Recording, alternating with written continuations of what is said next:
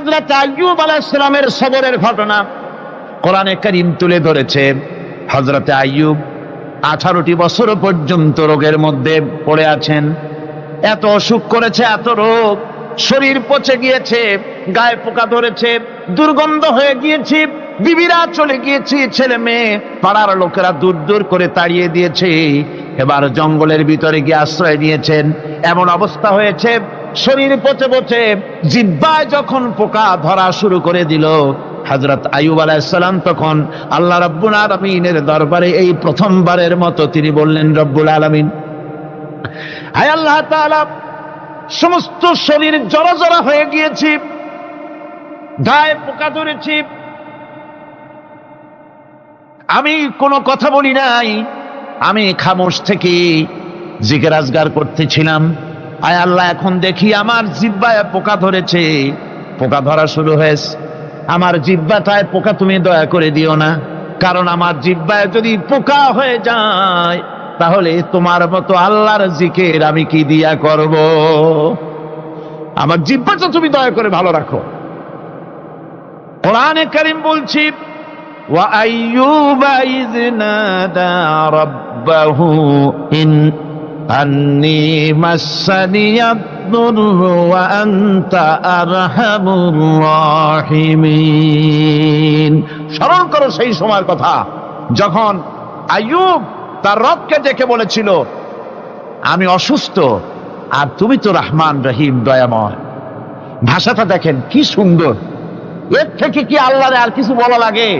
আল্লাহ পাকের কাছে তিনি বলতেছেন, আল্লাহ আমি তো অসুস্থ, আমি তো অসুখ করেছে আমার, আর তুমি তো দয়াময় রহমান রহিম। এক অন্ধ, ঈদের দিন কত অন্ধই তো আছে খয়রাত করার জন্য, ভিক্ষা করার জন্য, চতুর্দিকে ভিক্ষা করতেছে অন্ধরা।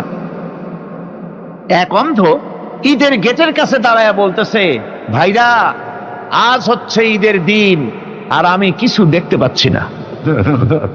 তে বেশি পয়সা পাইল, মানুষের দিন তার প্রতি আকৃষ্ট হয়ে গেছে। আরে কি কথা, আজ ঈদের দিন, সকলে আনন্দ করছে আর আমি কিছুই দেখতে পাচ্ছি না। সে কিন্তু কিছু চায় নাই।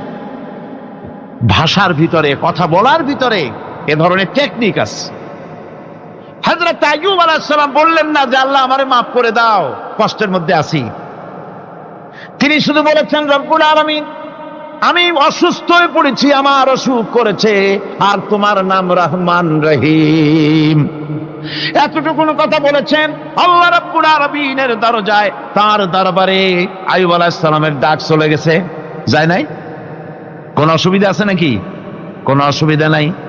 পানির তলা দিয়া যদি কেউ ডাক দেয়, পাহাড়ের ভিতরে বসে যদি কেউ ডাক দেয়, আল্লাহ রাব্বুল আলামিন তা শুনতে পান। ইউনূস আলাইহিস সালাম মাছের পেটে বসে চিৎকার মেরেছিলেন, লা ইলাহা ইল্লা আনতা সুবহানাকা ইন্নী কুনতু মিনাজ জালিমিন। যিনি বলছিলেন, আয় আল্লাহ তাআলা, আমি তোমার প্রশংসা করছি, তুমি ছাড়া উপাস্য নাই, মাবুদ নাই। আমি তোমার পবিত্রতা ঘোষণা করছি, আমি তো জালিমদের অন্তর্ভুক্ত হয়ে গেছি। বাস এতটুকুন কথাই বলেছেন। আল্লাহ পাক বলছেন, ইউনূসের ডাক তো কেউ শোনে নাই, পানির মধ্যে কেউ শোনে নাই, জমিনের কেউ শোনে নাই, মহাশূন্যের কেউ শোনে নাই, কিন্তু মাছের পেটের ভেতরে থেকে, গভীর অতল দরিয়ার তলদেশ থেকে মাছের পেটের ভিতরে বসে আমার ইউনূস যে ডাক দিল, ওই ডাক আমি আরশের মালিক আমি শুনতে পেয়েছি, আর সঙ্গে সঙ্গে জবাব দিয়েছি। ফাস্তাজাবনা লাহু ওয়া নাজ্জাইনাহু মিনাল গাম্মি ওয়া কাযালিকা নুজিল মুমিনিন। ডাকের সাড়া দিলাম, বিপদ দিয়া বাঁচায় দিলাম। শুধু ইউনূসের না, আল্লাহ পাক এ জায়গায় আবার ওয়াদা করলেন, দুনিয়ার যত মুমিন বান্দা আছে তারা যদি কখনো বিপদে পড়ে যায় আর আমারে যদি ডাকে, আমি এইরকম করে বিপদ থেকে বাঁচাইয়া দেব। আইয়ুব আলাইহিস সালাম যখন আল্লাহ রাব্বুল আলামিনের কাছে ফরিয়াদ করলেন, আল্লাহ পাক তখন বলছেন, কোরআনে কারীম বলছে, ফাস্তাজাবনা লাহু فكشفنا ما به من ضر وآتيناه أهله ومثلهم معهم رحمة من عندنا وذكرى للعابدين আমি আইয়ুবের দোয়া কবুল করে নিলাম। শুধু তার পরিবার বর্গই দিলাম না, বরং আরো কিছু নিয়ামত আমি তাকে দান করে দিলাম।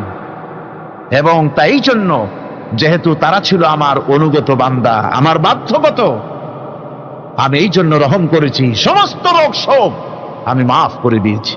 আমাদের সামান্য একটু জ্বর হয়, যদি 2-3 দিন জ্বর হয়েছে, জ্বর ছাড়ে না, বলে যে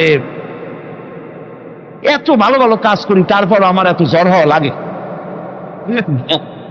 অমুকরা এত পাপ করে, তা তো কিছুই হয় না। খালি আল্লাহ আমার এই চোখে দেখলো, আমার বউর অসুখ, আমার অসুমুড়ি সারি না। ভাইরা, আপনি ঠিক পান না যে কি গুনাহ আপনি করেন।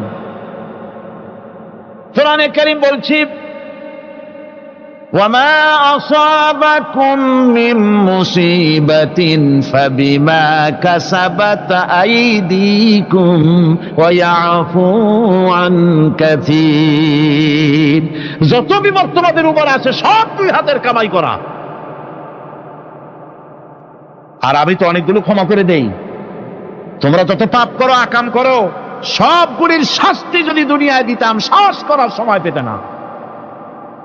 অসুখ হলেই অধৈর্য হয়ে যেও না, ধৈর্য ধরো।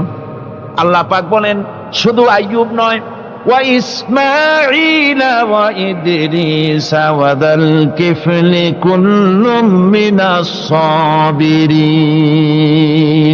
এইভাবে করে ইসমাঈল, ইদ্রিস, জুলকিফল সবাই ছিল ধৈর্যশীল। জোরে বলেন সুবহানাল্লাহ। ধৈর্যের চরম পরাকাষ্ঠা ছিলেন তিনি।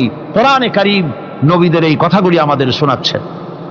হযরত ইয়াকুব আলাইহিস সালাম, কলিজার টুকরা সন্তান হযরত ইউসুফ আলাইহিস সালামের জন্য তার মনটা পাগল ছিল। এত সুন্দর করে আল্লাহ তারে বানাইছিলেন, এত তিনি ছিলেন সৌন্দর্যের পিরামিড, যারা দেখলে চোখ ফিরানো যায় না। এমন সুন্দর সুপুরুষ, যারে দেখি সেই যুগের সুন্দরী যুবতী মেয়েরা রূপের মোহে পড়ে নিজেদের আঙ্গুলগুলি কেটে ফেলে দিয়েছিল। রূপের মোহে এমন অবশ হয়ে গেছে, আঙ্গুল কেটেছে, হাত কেটেছে, টের পায় নাই। আবার ভুল বুঝবেন না, দুনিয়ার সেরা সুন্দর পুরুষ ইউসুফ আলাইহিস সালাম, তা কিন্তু রাসূলের চাইতে বেশি নয়। হযরত উম্মুল মুমিনিন আয়েশা রাদিয়াল্লাহু তাআলা আনহা, তিনি বলেছেন, যেই সব সুন্দরী রমণীরা ইউসুফ আলাইহিস সালামকে দেখে রূপের মোহে পড়ে নিজেদের আঙ্গুলগুলো কেটে ফেলেছিল, ওরা যদি আমার হাবিবকে দেখতো, ওরা যদি আল্লাহ রাসূলকে দেখতো, তাহলে হাত কাটতে কাটতে কোন ফাঁকে দিয়ে কলিজা কেটে ফেলে দিত, ওরা টের পেত না। আবার বন্ধুগণ, হযরত আইয়ুব আলাইহিস সালাম সন্তানের মায়া, অন্যান্য ভাইরা হিংসায় পড়ে গেল, তারা নিয়ে তাকে কুয়ায় ফেলে দিল। সেখান থেকে তারা একটা ছাগল বা কোনো পশু জবাহ করে তার রক্ত মাখাইয়া জামা এনে হাজির করে দিল হযরত ইয়াকুব আলাইহিস সালামের সামনে, যে তারে নিয়ে খেলা করতে গিয়েছিলাম, আমরা খেলায় লিপ্ত ছিলাম, বাগে খাইয়া ফেলাইছে। এগুলি কি গপ্প? এগুলি কি কোরআন? আল্লাহ পাক শোনাচ্ছেন, বিশ্ববাসীকে শোনাইছেন। সূরা ইউসুফের চাইতে এত সুন্দর উপাখ্যান গোটা পৃথিবীতে আর নাই। সুবহানাল্লাহ। অনেকে ইউসুফ জুলাইখার কেসা খুব মজা করে পড়ে, ফুর্তি করে, প্রেমের গল্প পড়ে। এটা কোনো প্রেমের গল্প নয়। ইউসুফ আলাইহিস সালাম, জুলাইখা ইউসুফ আলাইহিস সালামের জন্য কাঁদতে কাঁদতে চোখ কানা হয়ে গেছে। এরপর ইউসুফ আলাইহিস সালাম জুলাইখারে পাওয়ার জন্য পাগল হয়ে গেছে। নাউজুবিল্লাহ, এটা হয়নি কখনো। তিনি আল্লাহর পয়গম্বর, আর আল্লাহ কেমনে তারে বাঁচিয়েছেন? যখন জুলাইখা ঘরের ভিতরে সুন্দর করে যৌন উন্মাদনামূলক চিত্র অঙ্কিত করে ঘরের মধ্যে আটকায় দিয়েছে, তালা লাগায় দিয়েছে, আর নিজে যৌন দীপক কাপড় চোপড় পরেছে না পরার মতোই। সে যুগের সুন্দরী মেয়ে জুলাইখা, তার কুপ্রবৃত্তিকে চরিতার্থ করার জন্য আহ্বান করা হয়েছে। হযরত ইউসুফ আলাইহিস সালাম লক্ষ্য করে দেখলেন এমন জায়গায় এখান থেকে পালাবার তো পথ নাই, দরজা বন্ধ করে দিয়েছে। তিনি শুধু তখন কেবলমাত্র আল্লাহ রাব্বুল আলামিনকে ভয় করলেন। আল্লাহকে ভয় করে আল্লাহর নাম নিয়ে যখন তালাবদ্ধ দরজার দিকে দৌড় দিয়েছেন, আল্লাহ রাব্বুল আলামিন আপন কুদরতে তালাগুলি খুলে দরজা তার জন্য উন্মুক্ত করে দিলেন। ইউসুফ আলাইহিস সালামকে ফালাই দিয়ে এভাবে করে কাপড় এনে দিল তার সামনে, রক্তমাখা কাপড় পেয়ে হযরতে ইয়াকুব আলাইহিস সালাম সন্তানদের মুখে কাহিনী শুনে তিনি কি বললেন? কোরআনে কারীম তা কোট করেছে, তিনি চিক দিলেন না, ফাল দিলেন না, ফিট হয়ে পড়লেন না।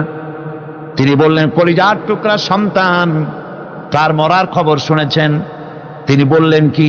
ফাসাবরুন জামিলুন ওয়াল্লাহুল মুস্তাআনু আলা মা তাসিফুন।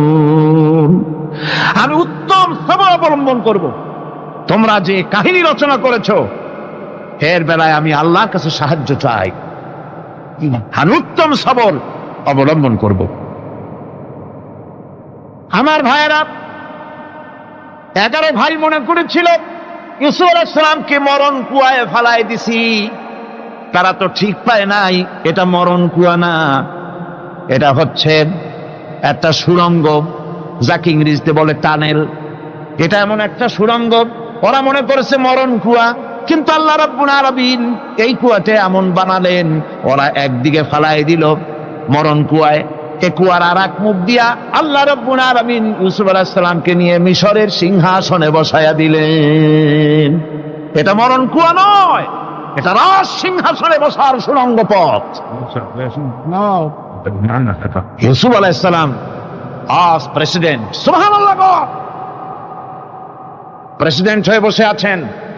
ওদিকে কেনানে অভাব লেগে গেছে, সেখানকার মানুষেরা সাহায্য নিতে এসেছে, ওই 11 ভাইও আসছে। হযরত ইউসুফ আলাইহিস সালাম দেখেই চিনে ফেলেছে, ওরা কিন্তু তখনও ঠিক পায় নাই। হযরত ইউসুফ আলাইহিস সালাম চিনে ফেলেছেন। এখন কি করা উচিত? সবগুলাকে ঠ্যাং উপরের দিকে উঠাইয়া তারপরে সমানে ধোলাই দেওয়াইতেও স্বাভাবিক ছিল, আমাদের মতো মানুষ হইলে, ঠিক কিনা? ঠিক তো বলবেনি, অভ্যাস তো এটাই। হযরত ইউসুফ আলাইহিস সালাম তাদের সামনে পরিচয় দিলেন। তারা যখন বুঝতে পারল, লজ্জায় তাদের মাথা হেট হয়ে গেল। হযরত তার এক তো লজ্জা, আর 2 নম্বরের ভয়, জান নিয়া কেনানে কেউ ফিরে যাইতে পারবো না। এখন অবস্থা হয়েছে যে জীবনই যায় নাকি এখানে। হযরত ইউসুফ আলাইহিস সালাম ভাইদের এই করুণ দুরবস্থা বুঝতে পারলেন, বুঝে চরম ধৈর্য ধরে তিনি কি বললেন? তিনি বললেন, লা তাসরিবা আলাইকুমুল ইয়াউম। ও ভাইরা, তোমাদের বিরুদ্ধে আমার কোনো পাপ নাই, দুঃখ নাই, বিদ্বেষ নাই, হিংসা নাই, আল্লাহর রাস্তে মাফ করে দিলাম। আল্লাহু আকবার, সুবহানাল্লাহ। এর নাম পয়গম্বর। এর নাম কি? পয়গম্বর। কিসের লেনিন, কিসের মার্কস?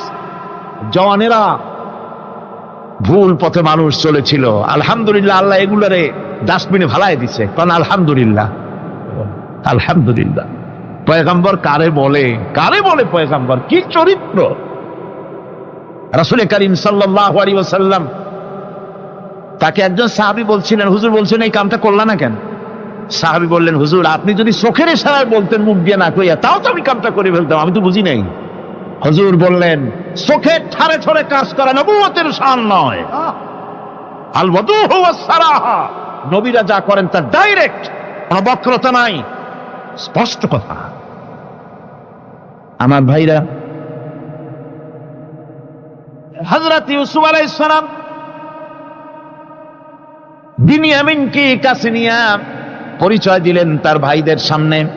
কোরআনে কারীম বলছে, ক্বালা আনা ইউসুফ ওয়া হাদা আখি قد من الله علينا إنه من يتقي ويصبر فإن الله لا يضيع أجر المحسنين।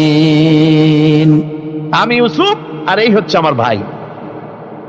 আল্লাহ আমাদের উপর ইহসান করেছেন। প্রকৃতপক্ষে যারা আল্লাহকে ভয় করে এবং সবর এখতিয়ার করে, আল্লাহ এভাবে তাদেরকে তাদের আমলকে নিষ্ফল হতে দেন না। আমার এই জামাটা নিয়ে যাও। হযরত ইয়াকুব আলাইহিস সালাম কলিজার টুকরা সন্তান ইউসুফ আলাইহিস সালামের বিরহ যন্ত্রণায় ছেলেকে কতদিন দেখে না, কাঁদতে কাঁদতে চোখ দুটো অন্ধ হয়ে গেছে। মিশর থেকে কেনানের দিকে জামা রওনা হয়েছে। কোথায় মিশর, কোথায় কেনান? জামা যখন রওনা হয়ে গেছে, হযরত ইয়াকুব বলতেছেন, আমি যেন আমার ইউসুফের গন্ধ নাকে পেতেছি। জামা চলে এলো, চোখের উপরে রাখলেন, আল্লাহ রাব্বুল আলামিন তাকে চক্ষুষ্মান বানায়া দিলেন। ভাইরা আমার, পয়গম্বরেরা সবর করে গোটা দুনিয়ার মানুষের সামনে দৃষ্টান্ত সেট করেছেন সবরকারী হন। আমার ভাইরা, হযরত ইব্রাহিম আলাইহিস সালামের কথা আল্লাহ পাক কোরআনে কারিমে বলছেন সবরকারী কয়, দেখো শেখো সবরকারী কয়। আল্লাহ পাক বললেন, ইব্রাহিম তোমার বিবি আর তোমার নবজাতক এই সন্তানকে রেখে আসো মক্কা নগরীতে। তিনি চলে গেলেন, সেখানে ঘর নাই, বাড়ি নাই, কিচ্ছু নাই, চতুর্দিকে ধুধু বালু আর মরুভূমি। হযরতে হাজরা বলছেন, ইব্রাহিম সামান্য পানি আর খাবার দিয়া আমার সন্তান শুদ্ধ এখানে রেখে দিতেছো, আমি কি অপরাধ করেছি? কোনো জবাব নাই। দুইবার তিনবার বলার পরে হাজরা বলছেন, ইব্রাহিম গো, তবে কি আমার আল্লাহর হুকুম মতো আমারে রেখে যাচ্ছ নাকি? হযরত ইব্রাহিম আকাশের দিকে আঙ্গুল উঁচু করলেন। কথা বলবেন, বাক শক্তি বেরোচ্ছে না। 80 বছর বয়সের সময় একটা বাচ্চা আল্লাহ তারে দিছেন, আর এমন বাচ্চা পয়গম্বরের ছেলে, কি সুন্দর চেহারা, মরুভূমির উপরে ফালাই দিয়ে রওনা হয়ে যাচ্ছেন। মুখ দিয়া কথা সরছে না, আকাশের দিকে দেখালেন। হযরত হাজরা বুঝতে পারলেন। হযরত হাজরা বলেন, ইব্রাহিম কোনো চিন্তা নাই, নিশ্চিন্ত মনে বাড়ি ফিরে যাও। আমি আমার আল্লাহর উপরে এতটা ভরসা করি, আল্লাহর হুকুমে যদি আমার এখানে রেখে যেয়ে থাকো, আল্লাহ পাক আমাকে আর আমার কলিজার টুকরা ইসমাইলকে পানিতে আর খাবারে মারবেন না, অবশ্যই তিনি ব্যবস্থা করবেন। ব্যবস্থা হয়ে গেল। হযরত ইসমাইল বড় হয়ে গেলেন। আল্লাহ পাক অর্ডার করলেন, জবাহ করো ছেলেকে। হযরত ইব্রাহিম আলাইহিস সালাম যখন জবাহের প্রস্তাব করলেন, হযরত ইসমাইল তা আপত্তি করতেন, বাবাজি আমার মায়ের আর আমাকে বাচ্চা অবস্থায় ফেলে গেলেন, খাবার দেন নাই, পরার দেন নাই, বছরের পর বছর আমাদের এখানে কাটলো, দেখতেও আসেন নাই, আজ আসছেন জবাহ দিতে। এটা কেমন কথা? কি ধরনের বাপ আপনি? এরকম বলছে নাকি? এরকম বলছে। হযরত ইব্রাহিম আলাইহিস সালাম প্রস্তাবটা কিভাবে পারলেন? আল্লাহ পাক কোরআনে কারিমে দৃষ্টান্ত রেখে দিয়েছেন। আল্লাহ পাক বলছেন, হযরত ইব্রাহিম ছেলেকে বললেন, ইয়া বুনাইয়া, হে আমার কলিজার টুকরা লাডলা, হে আমার কলিজার টুকরা সন্তান, ইন্নী আরা ফিল মানাম আন্নী আযবাহুক, আমি স্বপ্নে দেখছি আমি যেন তোমাকে জবাহ করতেছি। ফানজুর মাযা তারা, তোমার রায় কি বলো? আমি তো স্বপ্নে দেখছি যে আমি তোমার জবাহ করতেছি, এখন তোমার রায় কি, তোমার মত কি? হযরত ইসমাঈল আলাইহিস সালাম শুনিয়া দিলেন দৌড়, নাকি? না, হযরত ইসমাঈল আলাইহিস সালাম ধৈর্যের প্রতীক। তিনি কি কথা বললেন? তার মুখের কথা কোরআন শরীফ আল্লাহ পাক উঠায় দিলেন। হযরত ইসমাঈল বললেন, ইয়া আবাতি ফাআল মা তু'মারু সাতাজিদুনি ইনশাআল্লাহু মিনাস সাবিরিন, হে আমার পিতা, আপনি যে ব্যাপারে আদিষ্ট হয়েছেন আপনি তা পালন করুন, অবশ্যই আমাকে ধৈর্যধারীদের মধ্যে পাওয়া যাবেন। সুবহানাল্লাহ। এক বর্ণনা এসেছে, হযরত ইসমাঈল বললেন, আব্বাজান আমি ধৈর্যধারীদের ভিতরে আমারে পাবেন, তবে জবাহ করার আগে আমার হাত পাটা একটু বেঁধে নেন। কারণ জবাহের যন্ত্রণায় আপনার গায়ে যদি আমার হাত পা লেগে যায় তো বেয়াদবি হয়ে যেতে পারে। আর আমি মরে আমার জবা হয়ে যাওয়ার পর আমার রক্ত মাখা জামাটা নিয়া আমার মা হাজেরারে দিবেন, কারণ তাকে মা বলবার মতো আর তো কেউ নাই। হযরত ইব্রাহিম তাকে বাঁধবার জন্য প্রস্তুতি নিলেন। হযরত ইসমাইল বলছেন, আব্বাজান বাঁধবেন না, বাঁধার প্রয়োজন নাই। বলে কেন? একবার বাঁধতে বললে আবার তুমি নিষেধ করছো কেন? ছেলে বলছেন, আব্বাজান বাঁধবো না এই জন্যে, হয়তো কিয়ামতেই প্রশ্ন উঠতে পারে যে আল্লাহর হুকুমে রাজি ছিল না বলে হাত পা বাঁধা জবাহ করছে। আমি এই সুযোগ দিব না, আপনি জবাহ করেন, আমি এতটুকু নড়াচড়া করব না। ধৈর্যের চরম প্রতীক হযরতে ইসমাইল আলাইহিস সালাম দেখাই দিয়েছেন ধৈর্য কারে কয়। আমার বন্ধুগণ, এই পৃথিবীর সবচাইতে ধৈর্যের বড় প্রতীক হতেছেন ইমামুল মুরসালিন, আশরাফুল আম্বিয়া, সাইয়্যিদুল মুরসালিন জনাবে মুহাম্মাদুর রাসূলুল্লাহ সাল্লাল্লাহু আলাইহি ওয়াসাল্লাম।